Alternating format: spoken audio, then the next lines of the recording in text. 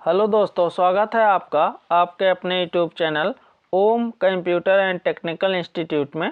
आज हम आपके लिए लाए हैं जनवरी में होने वाले ट्रिपल सी परीक्षा के लिए मोस्ट इम्पॉर्टेंट क्वेश्चंस। तो आप सभी लोग क्लास में शुरू से अंत तक बने रहिएगा। आज की क्लास में आपको जितने भी क्वेश्चन कराए जाएंगे सभी क्वेश्चन आपके लिए इम्पॉर्टेंट हैं, जो कि कई बार आपके एग्जाम में पूछे गए क्वेश्चन हैं। और आप लोग इस क्लास के लिंक को भी ज़्यादा से ज़्यादा शेयर कर दीजिएगा, जिससे और भी स्टूडेंट हमारे चैनल से जुड़ सकें और अपने होने वाले एग्ज़ाम की तैयारी को और बेहतर बना सकें। आप हमारे चैनल पर नए हैं और अभी तक चैनल को सब्सक्राइब नहीं किए हैं तो प्लीज़ चैनल को सब्सक्राइब और वीडियो को लाइक शेयर कमेंट ज़रूर करिएगा।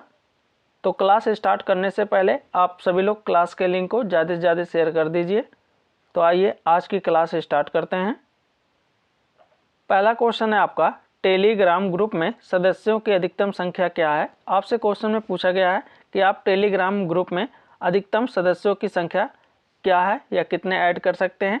तो आपके नीचे 4 ऑप्शन दिए गए हैं, इसमें से आपको बताना है कि आपके इस क्वेश्चन का राइट आंसर क्या है। तो आप सभी लोग अपने आंसर कमेंट बॉक्स में शेयर करें। जिसको भी क्वेश्चन का आंसर पता है वो अपने आंसर कमेंट बॉक्स में जरूर शेयर करें। तो आपके इस क्वेश्चन का राइट आंसर हो जाएगा ऑप्शन ए 200 के। यहाँ और भी क्वेश्चन आपसे पूछ सकता है, टेलीग्राम के सीईओ कौन है। तो अगर आपसे क्वेश्चन में पूछता है टेलीग्राम के संस्थापक कौन है, तो आप बताएंगे पावेल ड्रू। ये भी आपके एग्जाम में कई बार क्वेश्चन पूछा गया है, इसको भी पूछ सकता है। अब यहाँ क्वेश्चन में और भी पूछ सकते हैं, टेलीग्राम का विकास कब हुआ था। तो आप लोग कमेंट बॉक्स में बताइए टेलीग्राम को कब लॉन्च किया गया था। तो टेलीग्राम को आपको लॉन्च किया गया था 2013 में। इसको भी आपको याद रखना है। तो ये भी आपको याद रखना है कि टेलीग्राम को कब लॉन्च किया गया था, तो 2013 में। टेलीग्राम के फाउंडर कौन है, तो पावेल ड्रू। इनके साथ एक नाम और जुड़ता है, Nikolai.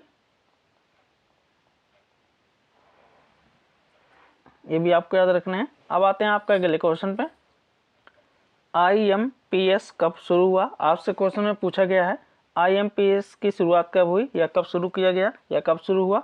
Option A 2015, option B 2009, option C 2010, option D 2008। तो आपको बताना है इसमें से इस क्वेश्चन का राइट आंसर क्या है। तो आप सभी लोग अपने आंसर कमेंट बॉक्स में शेयर करें। तो आपके इस क्वेश्चन का राइट आंसर हो जाएगा ऑप्शन सी 2010। 2010 में आपके IMPS की शुरुआत हुई थी। अब यहाँ क्वेश्चन में आपसे पूछ सकता है IMPS का पूर्ण रूप क्या है। तो आप सभी लोग अपने आंसर कमेंट बॉक्स में शेयर करें। जिसको भी पता है अपने आंसर कमेंट बॉक्स में जरूर दें। IMPS का पूर्ण रूप आपको बताना है। तो इसका पूर्ण रूप होता है इमीडिएट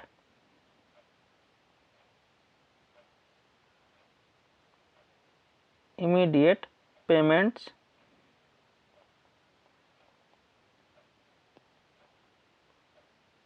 इमीडिएट पेमेंट सर्विस।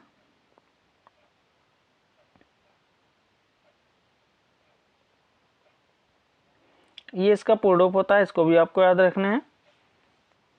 अब आते हैं आपके अगले क्वेश्चन पे, लिब्रे ऑफिस में प्रिंट प्रीव्यू के लिए कौन सी शॉर्टकट की का उपयोग किया जाता है। आपसे क्वेश्चन में पूछा गया है कि अगर आप लिब्रे ऑफिस में प्रिंट प्रीव्यू देखना चाहते हैं या करना चाहते हैं तो उसके लिए आप कौन सी शॉर्टकट की का उपयोग करेंगे या किया जाता है। Option A Ctrl+Shift+O, option B Ctrl+Shift+P, option C Ctrl+Shift+V, option D Ctrl+Shift+J। तो आपको बताना है इसमें से इस क्वेश्चन का राइट आंसर क्या है। तो आप सभी लोग अपने आंसर कमेंट बॉक्स में शेयर करें। तो आपके इस क्वेश्चन का राइट आंसर हो जाएगा ऑप्शन ए Ctrl+Shift+O। इसका यूज करते हैं हम किसके लिए, प्रिंट प्रीव्यू के लिए। ये भी आपके लिए कई इंपॉर्टेंट क्वेश्चन है, कई बार आपके एग्जाम में पूछा गया है। और भी शॉर्टकट दिए हैं आपके, जैसे Ctrl+Shift+P का यूज किस लिए करते हैं, तो इसका यूज होता है सुपर स्क्रिप्ट के लिए।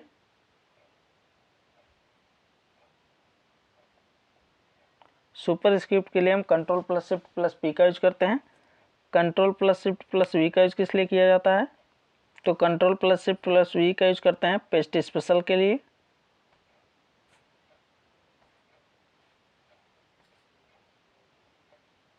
Ctrl+Shift+J का यूज किस लिए करते हैं, तो आप बताएंगे फुल स्क्रीन के लिए।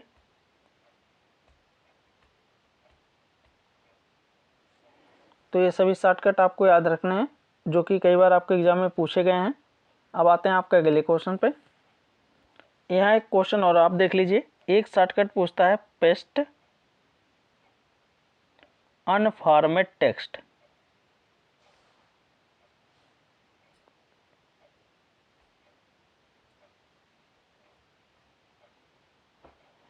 पेस्ट अनफॉर्मेट टेक्स्ट की शॉर्टकट की क्या होती है ये भी आपको बताना है। तो इसका शॉर्टकट की होगा आपका control plus alt plus shift plus V, ये आपको होता है पेस्ट अनफॉर्मेट टेक्स्ट का शॉर्टकट की। अब आते हैं आपके अगले क्वेश्चन पे।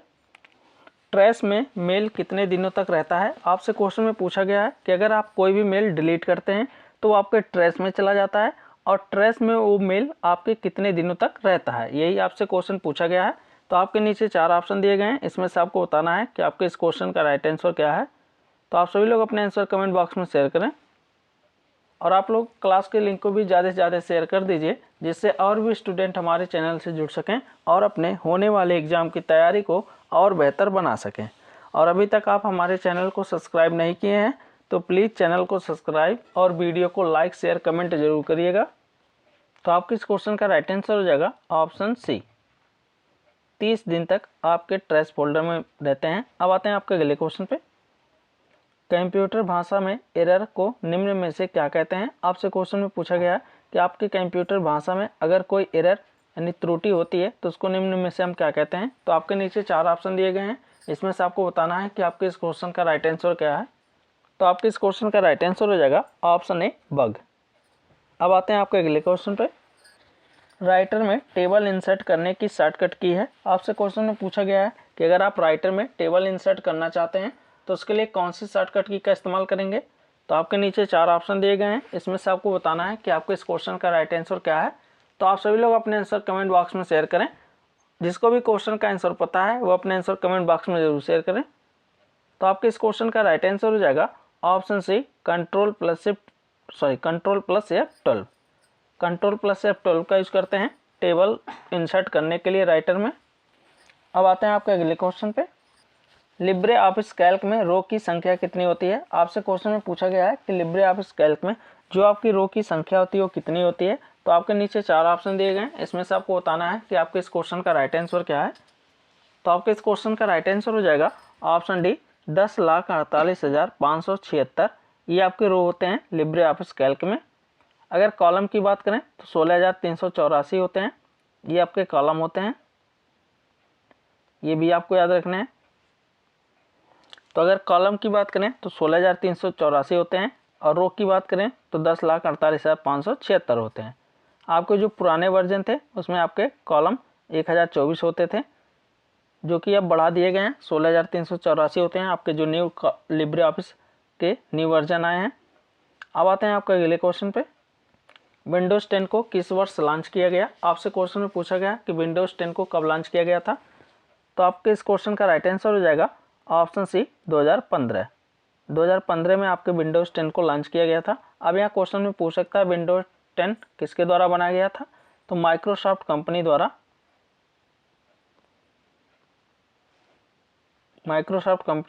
विंडोज़ 10 को विकास किया गया था 2015 में।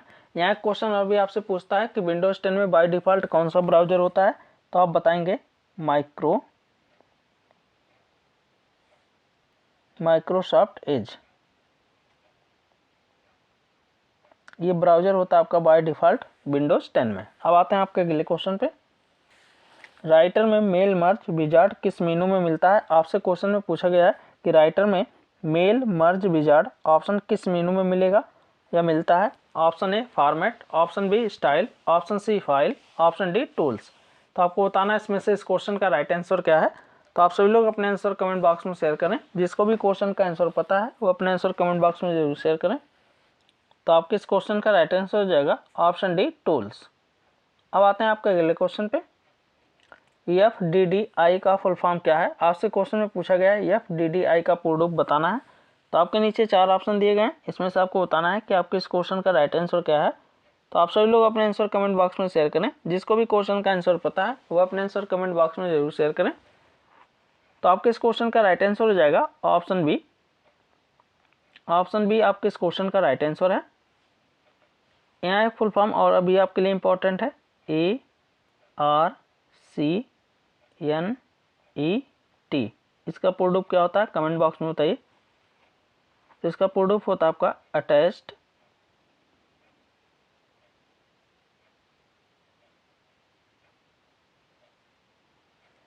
रिसोर्स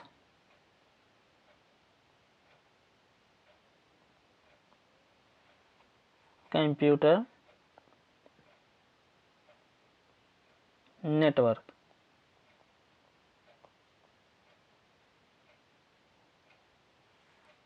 इसका पूर्ण रूप होता है, इसको भी आपको याद रखना है। और ये आपके लिए इंपॉर्टेंट है, WW 4 बार। इसका पूर्ण रूप क्या होता है, तो इसका पूर्ण रूप होता है आपका वर्ल्ड वाइड वेब वार्म। ये भी आपको याद रखना है, ये भी आपके लिए इंपॉर्टेंट क्वेश्चन है, वर्ल्ड वाइड वेब वार्म। अब आते हैं आपके अगले क्वेश्चन पे। इम्प्रेस में चार्ट इंसर्ट करने के लिए किस मेनू का उपयोग करेंगे। आपसे क्वेश्चन में पूछा गया कि अगर आप इम्प्रेस में चार्ट को इंसर्ट करना चाहते हैं तो उसके लिए आप किस मेनू का उपयोग करेंगे। Option A file, option B tools, option C insert, option D format. तो आपको बताना है इसमें से इस क्वेश्चन का राइट आंसर क्या है। तो आप सभी लोग अपने आंसर कमेंट बॉक्स में शेयर करें। तो आपके इस क्वेश्चन का राइट आंसर हो जाएगा option C insert. Insert menu का यूज करेंगे इम्प्रेस में चार्ट को इंसर्ट करने के लिए। अब आते हैं आपके अगले क्वेश्चन पे। हार्ड डिस्क से डिलीट की गई फाइल कहां पर सेव होती है। आपसे क्वेश्चन में पूछा गया कि अगर आप अपने कंप्यूटर के हार्ड डिस्क से कोई भी फाइल डिलीट करते हैं तो फाइल आपकी कहां जाके सेव होती है या स्टोर होती है। Option A document, option B recycle bin, option C desktop, option D none. तो आपको बताना है इसमें से इस क्वेश्चन का राइट आंसर क्या है। तो आप सभी लोग अपने आंसर कमेंट बॉक्स में शेयर करें। जिसको भी क्वेश्चन का आंसर पता है वह अपने आंसर कमेंट बॉक्स में जरूर शेयर करें। तो आपके इस क्वेश्चन का राइट आंसर हो जाएगा ऑप्शन बी रिसाइकिल बिन।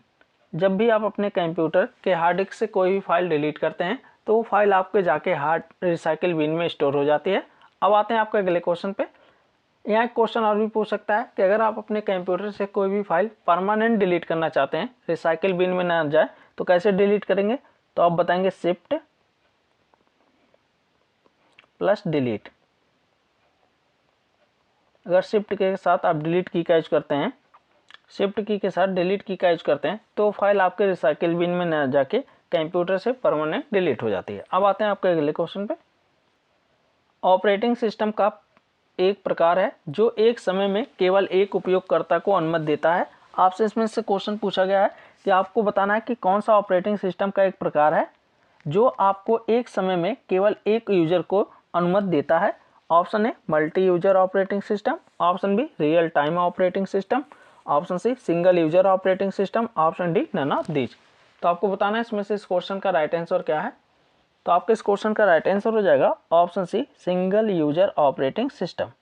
ये आपके इस क्वेश्चन का राइट आंसर है। अब आते हैं आपके अगले क्वेश्चन पे। वैक्यूम ट्यूब का आविष्कार कब हुआ था। आपसे क्वेश्चन में पूछा गया है कि वैक्यूम ट्यूब का विकास कब हुआ था। Option A 1904, option B 1910, option C 1906, option D 1900। तो आपको बताना है इसमें से इस क्वेश्चन का राइट आंसर क्या है। तो आप सभी लोग अपने आंसर कमेंट बॉक्स में शेयर करें। जिसको भी क्वेश्चन का आंसर पता है वो अपने आंसर कमेंट बॉक्स में जरूर शेयर करें। तो आपके इस क्वेश्चन का राइट आंसर हो जाएगा ऑप्शन ए 1904। अब यहाँ क्वेश्चन में पूछ सकता है वैक्यूम ट्यूब का आविष्कार किसके द्वारा किया गया था। तो आप बताएंगे एम्ब्रोस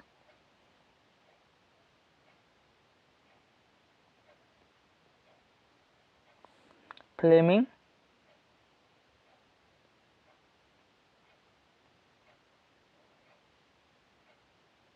के द्वारा वैक्यूम ट्यूब का विकास किया गया था। और वैक्यूम ट्यूब का उपयोग किस पीढ़ी के कंप्यूटर में किया गया था। तो आप बताएंगे प्रथम पीढ़ी के कंप्यूटर में, यानी फर्स्ट जनरेशन के कंप्यूटर में वैक्यूम ट्यूब का आविष्कार किया गया था। अब आते हैं आपके अगले क्वेश्चन पे। लिब्रे ऑफिस राइटर में सुपर स्क्रिप्ट डालने के लिए शॉर्टकट की है। आपसे क्वेश्चन में पूछा गया कि लिब्रे ऑफिस राइटर में अगर आप सुपर स्क्रिप्ट को डालना चाहते हैं तो उसके लिए कौन सी शॉर्टकट की है। तो आपके नीचे 4 ऑप्शन दिए गए हैं, इसमें से आपको बताना है कि आपके इस क्वेश्चन का राइट आंसर क्या है। तो आप सभी लोग अपने आंसर कमेंट बॉक्स में शेयर करें। और अभी तक आप हमारे चैनल पर नए हैं और चैनल को सब्सक्राइब नहीं किए हैं तो प्लीज़ चैनल को सब्सक्राइब और वीडियो को लाइक शेयर कमेंट जरूर करिएगा। और आप लोग इस क्लास के लिंक को भी ज़्यादा से ज़्यादा शेयर कर दीजिएगा, जिससे और भी स्टूडेंट हमारे चैनल से जुड़ सकें। तो आपके इस क्वेश्चन का राइट आंसर हो जाएगा option C, control plus shift plus P का यूज करते हैं किसके लिए, सुपर स्क्रिप्ट के लिए। और control plus shift plus B का यूज किस लिए किया जाता है, तो इसका यूज करते हैं सब स्क्रिप्ट के लिए।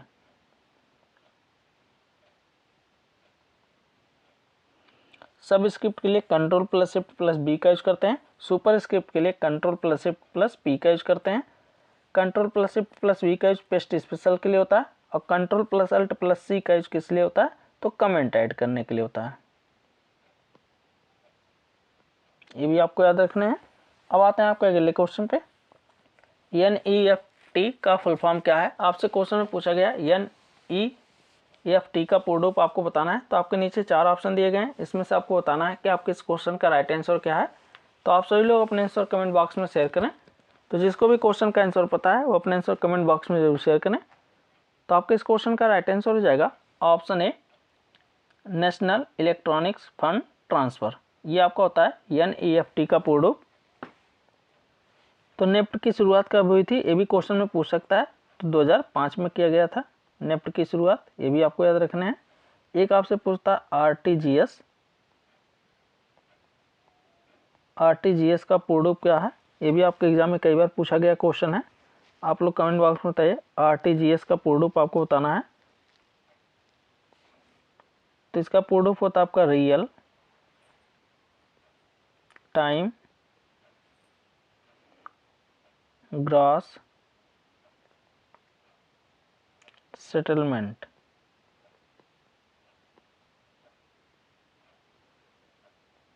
ये आपको आता है RTGS का पूर्ण रूप। और इसको कब लॉन्च किया गया था, ये भी आपके एग्जाम में पूछ सकता है।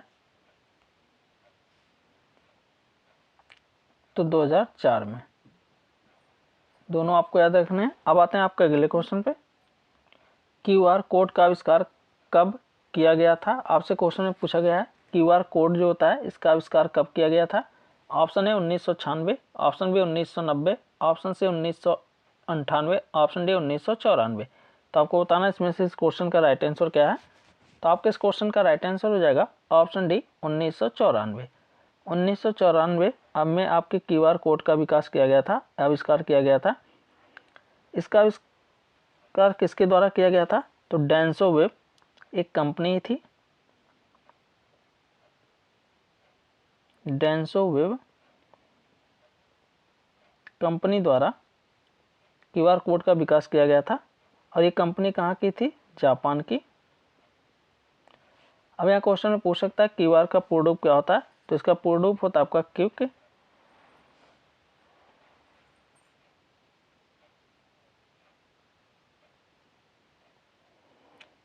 क्विक रिस्पॉन्स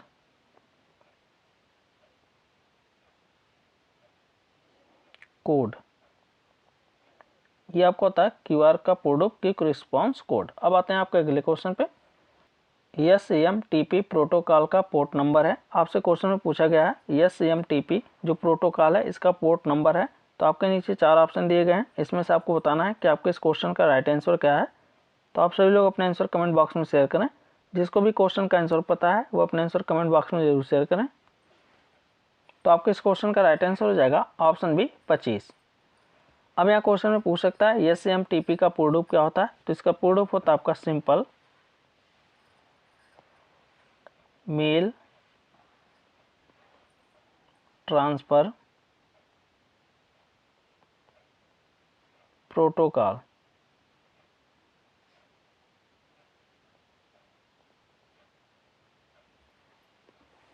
ये आपको होता है SAMTP का पूर्ण रूप। अब आते हैं आपके अगले क्वेश्चन पे। IMAP का नवीन संस्करण है, आपसे क्वेश्चन में पूछा गया IMAP का जो नवीनतम वर्जन है कौन सा है। तो आपके नीचे 4 ऑप्शन दिए गए हैं, इसमें से आपको बताना है कि आपके इस क्वेश्चन का राइट आंसर क्या है। तो आपके इस क्वेश्चन का राइट आंसर हो जाएगा ऑप्शन ए। ऑप्शन ए आपके इस क्वेश्चन का राइट आंसर है। अब यहाँ क्वेश्चन में पूछ सकता है आपसे IMAP का पूर्ण रूप क्या है, तो आप लोग कमेंट बॉक्स में बताइए। तो इसका पूर्ण रूप होता है इंटरनेट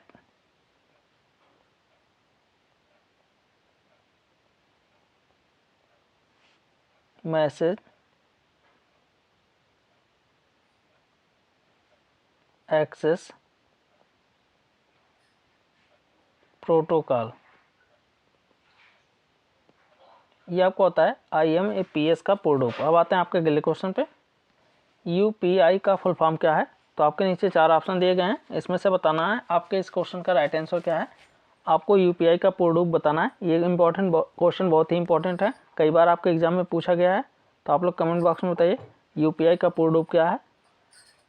तो इसका पूर्ण रूप होता है आपका unified payments interface. Option D आपके इस क्वेश्चन का राइट आंसर है। अब यहाँ क्वेश्चन में पूछ सकता है UPI किसके द्वारा डेवलप किए गए थे? तो आप बताएंगे NPCI के द्वारा UPI को डेवलप किया गया था। अब यहाँ क्वेश्चन में पूछ सकता है NPCI का पूर्ण रूप क्या है? तो इसका पूर्ण रूप होता है आपका नेशनल पेमेंट्स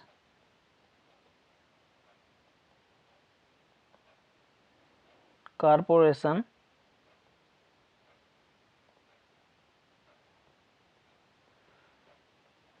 ऑफ इंडिया।